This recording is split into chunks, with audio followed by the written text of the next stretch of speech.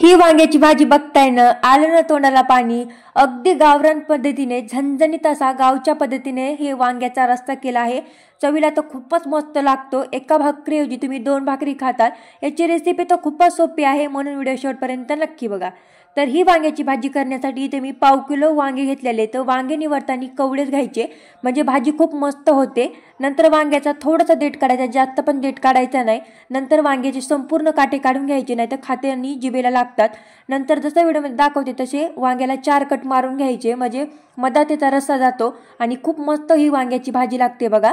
तर हे बघा, अशा प्रकारे ते वांगे कट करून घेतले. लगेच काय करायचं, वांगे कापले की लगेच मीठ असलेल्या पाण्यात टाकून द्यायचे, म्हणजे वांगे काळे पडत नाहीत. आता आपण वांग्याचा मसाला तयार करून घेऊया, म्हणजेच वाटण. गावरान पद्धतीने वाटण करणार आहोत. मिक्सरच्या भांड्यामध्ये 1 उभा आकारात चिरलेला कांदा, 1 उभ्या आकारात चिरलेला टोमॅटो, सुक्या नारळाचा काप, 4-5 लाल मिरची, 5-6 लसूण पाकळ्या आणि 2-3 अद्रकचा तुकडा टाकायचा आणि मिक्सरला बिना पाण्याचंच हे वाटण करून घ्यायचे. यामध्ये टोमॅटो असल्यामुळे आपल्याला पाण्याची गरज नाही वाटण्यासाठी. तर बारीक असं हे वाटण करून घ्यायचे. बघा किती मस्त वाटण दिसत आहे आपलं. आता लगेच काय करायचं, पाण्यामधले वांगे आपल्याला एका प्लेटमध्ये काढून घ्यायचे. इथं वांगे काढून घेतले की लगेच काय करायचं, त्याला थोडंसं मीठ लावायचं मधातून पण, म्हणजे खूप मस्त वांग्याच्या भाजीला चव येते. तर संपूर्ण वांग्याला इथं मधातून मी मीठ लावून घेतलेले. आता लगेचच आपण वांगे थोडेसे तेलामध्ये फ्राय करून घेऊया.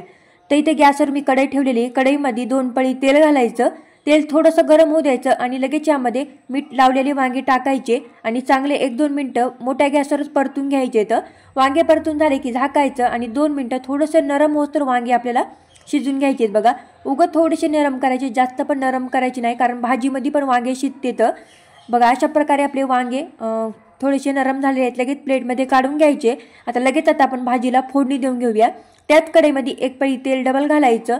त्यामध्ये मोहरी घालायची. मोहरी चांगली तडतडली की लगेच जिरे घालायचे. जिरे चांगले फुलले की लगेच यामध्ये केलेलं झणझणीत असं वांग्याच्या भाजीचा वाटण घालायचं आणि चांगलं 2 मिनटं परतून घ्यायचंय. जोपर्यंत ह्या वाटणाला तेल सुटत नाही तोपर्यंत एकसारखं परतून घ्यायचं.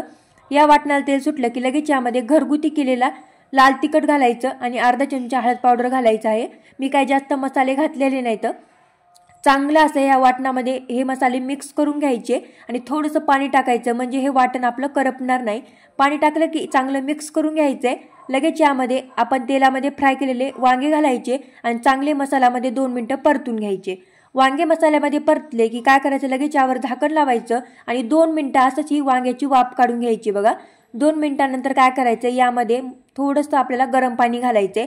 जर तुम्हाला जास्त पातळ भाजी करायची असेल तर जास्त पाणी घाला. इथे मी मिडियम असं पाणी टाकले. पाणी टाकताना फक्त गरमच करून टाकायचे. गरम पाणी टाकलं ना, भाजीला खूप मस्त चव येते आणि भाजी अगदी झणझणीत होते. नंतर वरून चवीप्रमाणे मीठ टाकायचं. मीठ चांगलं मिक्स करायचं. आता वरून बारीक चिरलेली कोथिंबीर घालायची.